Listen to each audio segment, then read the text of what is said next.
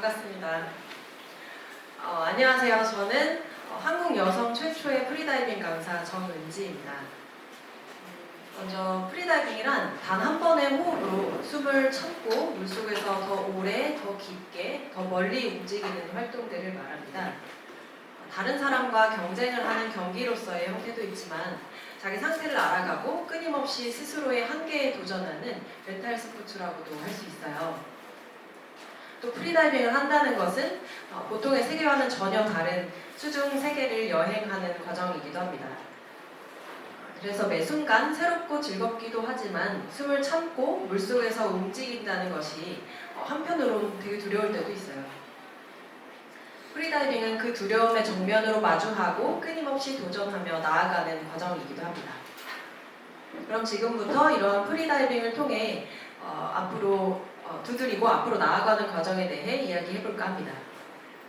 저는 다이빙을 시작하기 전에 병원에서 근무를 했었어요. 그때 직장생활을 처음 시작했었는데요. 야근도 없고 꽤 안정적인 직업이어서 퇴근 이후에 뭘 할까 고민을 하다가 수영을 배우기 시작했어요. 그리고 수영 배운 다음에는 조금 자신감이 붙어서 이후로 인도어 대회라든지 아니면은 바다 수영 대회라는 오픈워터 대회들을 나가보기도 했었어요. 그때 필요한 장비들을 하나둘씩 사기 시작하다 보니까 또 마침 그 스쿠버 다이빙을 배우기 시작할 또 계기가 생기게 되더라고요. 그리고 스쿠버 다이빙을 배워보다 보니 마침 여자 강사가 생각보다 많이 없는 거예요. 그래서 제가 그때 당시에 병원에서 근무할 때는 비정규직이었기 때문에 미래에 대한 불안감이 조금 컸었어요. 그래서 내가 조금 더 가치 있는 일을 하고 싶었고 재미있게 할 수 있을 것 같기도 해서 다이빙 일을 시작하게 됐죠. 원래 제가 운동을 좋아하는 편은 절대 아니었거든요. 근데 수영을 시작하고 나서 대회를 나가보면서 1등은 아니었지만 뭔가 도전을 하고 내가 해냈다는 자신감이 점점 생겨났던 것 같아요. 그 힘으로 스스로 직업을 바꿀 수 있는 계기가 생겨나기 시작했고요. 또 다이빙 업계에서조차 생소하고 새로웠던 분야인 프리다이빙을 시작할 수 있게 된 것 같아요. 프리다이빙을 할 때는 온몸을 사용해서 가장 크게 숨을 들이마시고 숨을 참은 상태로 물속으로 들어가기 시작해요. 수면에서는 저의 안전을 지켜봐주는 저희 동료들이 있지만 물속에서는 온전히 저 혼자만 있게 되는 순간이거든요. 그렇게 깊게 혼자 내려가다 보면 물속으로 저절로 빨려 들어가는 느낌이 또는 여러 가지 복합적인 감정들 때문에 가끔은 되게 죽을 것 같이 괴롭고 두렵다가도 목표한 수심에 도착을 하고 턴을 해서 위로 상승을 할 때는 말도 안 되게 큰 성취감과 희열을 느껴요. 내가 해냈어. 완전 멋있어. 이런 느낌들을요. 수면에 도착하면 다이빙한 시간은 불과 2분 남짓에 지나지 않거든요. 근데 그 짧은 시간 속에서도 제 마음속에서는 굉장히 극적인 변화를 느끼죠. 근데 이때 뇌가 스트레스를 받으면 심박수가 높아지게끔 호르몬을 분비하기 시작하기 때문에 그만큼 다이빙 하는 데에도 영향을 받을 수밖에 없어요. 같은 환경, 같은 수심이더라도 내가 스트레스를 받으면서 하면 결국에 나만 힘들거든요. 그래서 어차피 해야 하는 거라면 조금 즐기면서 하려고 노력을 해요. 마인드셋을 평온하고 침착하게 유지하는 것이 무엇보다 중요하다는 것을 다이빙하면서 매번 느끼게 됩니다. 제가 다이빙을 하면서 슬럼프에 빠졌던 때가 있었는데요. 그때 당시에 저는 레벨 테스트를 위해 반드시 도달해야 하는 깊이가 있었고 필리핀에서 좀 오랜 시간 동안 연습을 하고 있던 때였어요. 근데 좀처럼 나아지는 것이 없어서 정말 큰 마음을 먹고 친분이 전혀 없던 강사님께 돈을 드리고 연습을 부탁드렸었거든요. 사실 그때 저로서는 쉽지 않은 결정이었어요. 이미 이름이 조금 알려져 있는 상황에서 제가 다이빙 하는 것을 남들한테 조금 우습게 보이기 싫었던 것 같아요. 근데 그때 그 강사님께서 저한테 해주셨던 말씀이 은지쌤은 이미 다 준비가 돼 있어요. 마음만 먹으면 돼요. 라는 말이었거든요. 저는 사실 조금 더 잘할 수 있는 뭔가 특별하고 새로운 방법이 있지 않을까라는 기대감이 있었어요. 근데 그 말을 듣고 나서 가장 큰 변화가 있었던 건 제 테크닉이 아니라 제 마음이었더라고요. 항상 다이빙을 하면서 늘 마음속으로 나는 아직 준비가 안 된 것 같아. 이렇게 하다가 다치면 어떡하지? 라는 쓸데없는 걱정들을 매번 했었다는 것을 깨달았죠. 그리고 그 걱정들이 저의 도전을 주저하게 만들었다는 것도 깨달았어요. 그리고 그 다음날 말도 안 되게 제가 목표한 수심에 바로 도달을 했거든요.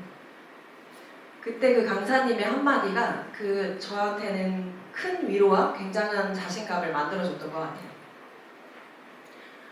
교육을 하다 보면 어릴 적 물에 빠져 죽을 뻔한 경험들을 갖고 계신 분들을 많이 접하게 돼요. 근데 그런 기억 때문에 물놀이는 위험해, 이건 하지 마 라는 식의 태도는 자기의 세계를 좁게 만든다고 생각해요.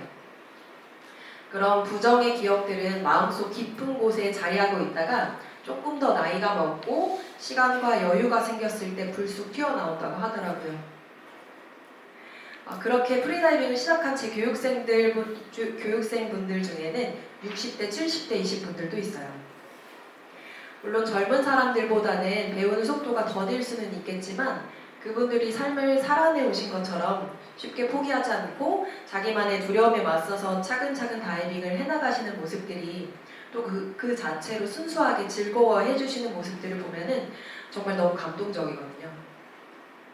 또 제 교육생분들 중에는 공황장애를 겪고 계신 분들도 있어요.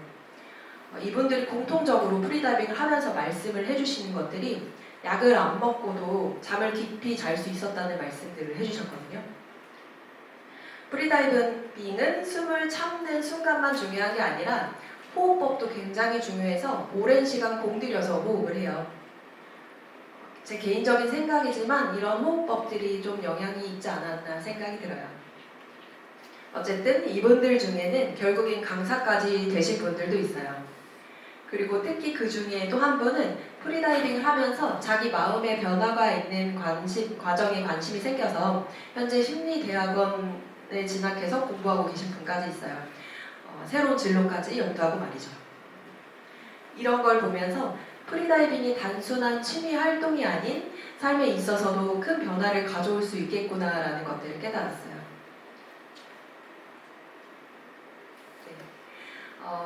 제가 초등학교 1학년 때 저희 이모가 결혼을 하고 임신을 하셨었어요. 그 이모가 만삭일 때쯤 이모부께서 불의의 사고로 팔 아래쪽은 전혀 쓰지 못하고 평생 침대에 누워서 또는 휠체어에 앉아서 생활해야 하는 상황이 됐죠. 지극히 개인적인 이야기지만 장애라는 것은 타고날 수도 정말 평범한 사람에게도 일어날 수 있다는 일이라는 것을 말씀드리고 싶었어요. 내 가족이, 내 친구가 또는 내가 갑작스럽게 장애를 얻게 됐을 경우에 좌절하지 않고 평범하게 일상을 지속시켜 나갈 수 있는 환경이 조금은 더 만들어졌으면 좋겠다는 생각을 했고요. 그리고 사실 저도 어릴 적에 장애인 취급을 받았었어요. 제가 왼손잡이거든요. 옛날 어르신들이 보기에 왼손잡이도 장애처럼 인식을 하셨어요. 저 유치원 다닐 때에는 왼손을 쓰지 못하게 하려고 테이프로 감아서 아예 못 쓰게 하기도 했었거든요. 말도 안 되죠. 네, 하지만 지금은 그렇지 않아요. 그만큼 우리 사회가 조금씩 변화했다는 증거라고 볼 수 있겠죠. 종종 인터뷰를 진행하면서 이런 저의 생각들을 나누던 차에 제 뜻과 결을 같이 하는 분들을 만나게 됐고 그분들을 통해서 청각장애인 분들을 교육할 수 있게 됐어요. 특히 농인대안학교인 소보사라는 곳은 현재까지 3차례 정도 꾸준히 프리다이빙 교육을 진행을 했고요. 이분들을 교육하면서 제가 느꼈던 건 생각보다 크게 어렵지 않았다는 거예요. 통역을 두고 외국인을 교육하는 거랑 크게 다르지는 않았거든요. 그리고 어차피 물속에서는 말을 하지 못해요. 어떻게 보면 수화를 할 줄 아시는 분들이 더 유리할 수도 있는 환경이에요. 또 제가 경력단절 여성분들의 교육에도 관심이 많아요. 많은 여성분들이 결혼을 하고 출산을 하면서 자기가 속했던 세상과 단절되는 것들을 보면 남일 같지 않았거든요. 프리다이빙을 통해서 자신감과 자존감이 높아져서 결국엔 두려움을 깨고 세상으로 나아갈 수 있는 용기를 주면 좋겠다고 생각을 했었어요. 그래서 제가 장기적인 목표가 하나 생겼는데요. 해녀 할머니들을 보면 육지와는 다르게 물속에서는 날아다니시거든요. 그래서 저는 처음이자 가장 오랫동안 프리다이빙을 가르치는 할머니가 되어보려고 합니다. 프리다이빙을 하면서 제가 했던 많은 것들이 처음인 경우가 많았어요. 지금은 없어졌지만 정글의 법칙이라는 프로그램에 나가서 프리다이빙을 알리기도 했고요. 일본에서 스쿠버 강사님들의 초대를 받아서 여러 차례 교육을 진행하기도 했었어요. 군부대, 특히 완전 남초 사회인 UDT와 SSU에서 그것도 여자 강사에게 다이빙 교육을 맡긴 것 또한 처음 있는 일이었고요. 해양경찰교육원, 또 경기소방학교 등의 기관에서도 최초로 프리다이빙 교육을 진행을 했었어요. 이런 일들은 희열감도 있고 나름의 제 뿌듯함도 있어요. 군인, 경찰, 소방관 분들을 교육하는 일들은 사실 페이는 되게 적어요. 네.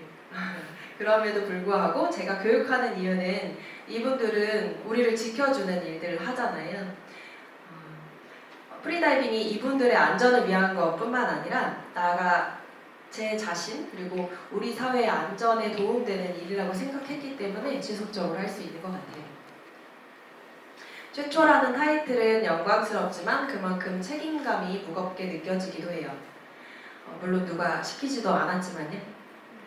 그래서 저는 앞으로도 꾸준히 새로운 문을 두드리고 나아가는 사람이 되려고 합니다. 짧은 영상을 하나 준비했어요. 잠깐이지만 같이 다이빙 하는 거를 보실까요?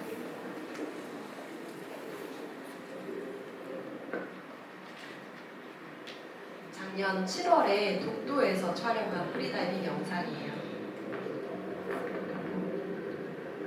보거 새끼들이 있어요.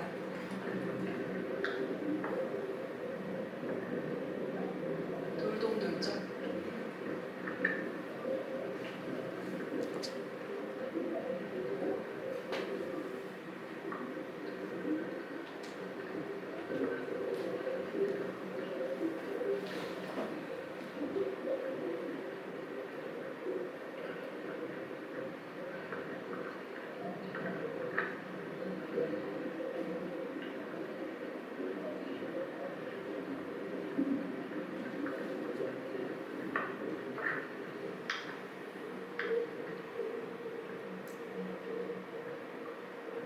짧은 여행이 끝났어요.